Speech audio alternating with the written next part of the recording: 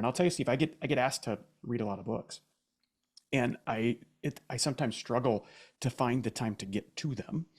And I picked up your book, and I was going through the same emotion of, okay, well, I've got to read this book.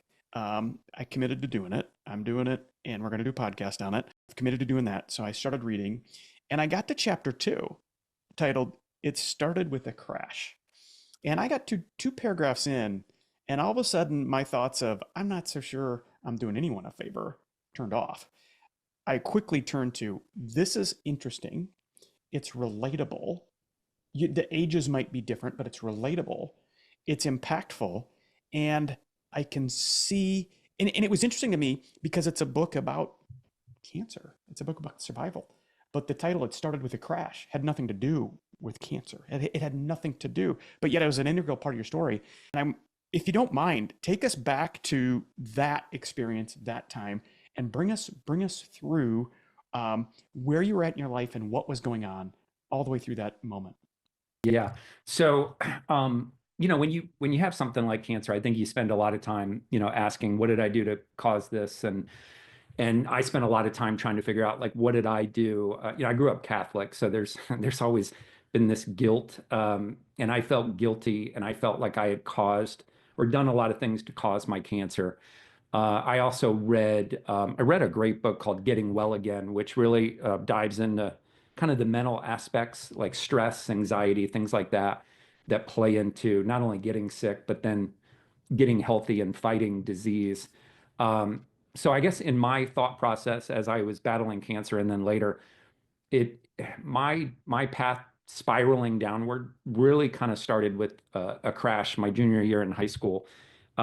Went out drinking. It was my first party that I had ever attended. So the times you asked about in summer before seventh grade and then, eighth grade, that was always just a group of a couple friends, right?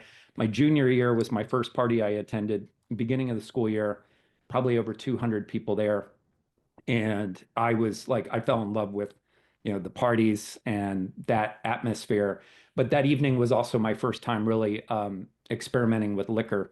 And so a friend and I were just chasing liquor, and next thing I knew, the lights went out, and I woke up the next morning in the back seat of my mother's car, which I had wrecked, and my friend had wrecked it as well. So we wrecked it twice in an evening. Thank goodness nobody was hurt. There were no other cars involved. But yeah, we woke up the next morning and then had to go home and explain extensive damage to the car, in addition to why I never called home. And my parents had been up all night calling local hospitals and the police. And so that was kind of the start, I think, of my Where was the rebellion. car physically? So if you guys were in the car and they were looking for you, when you came to, where was the car physically sitting?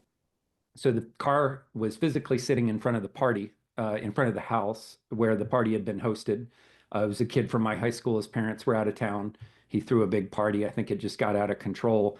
Man, this is a But classic 1980s movie, it was, right yeah, here.